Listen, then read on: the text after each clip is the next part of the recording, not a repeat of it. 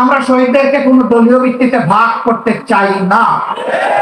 এই শহীদরা জাতির সম্পদ, ইজ্জতের চূড়ান্ত সীমায় আমরা তাদেরকে রাখতে চাই, দেখতে চাই। কিন্তু রাষ্ট্রের দায়িত্ব আছে।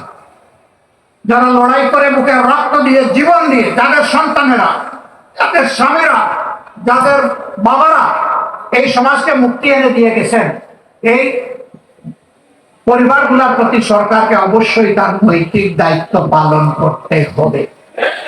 জাতিকেও দায়িত্ব পালন করতে হবে।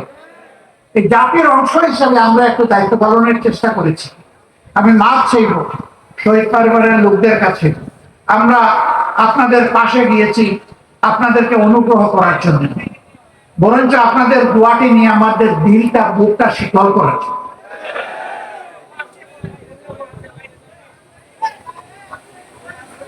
আপনারা আমাদের অহংকারের পাত্র, আমাদের মর্যাদার পাত্র, আমাদের সম্মানের পাত্র।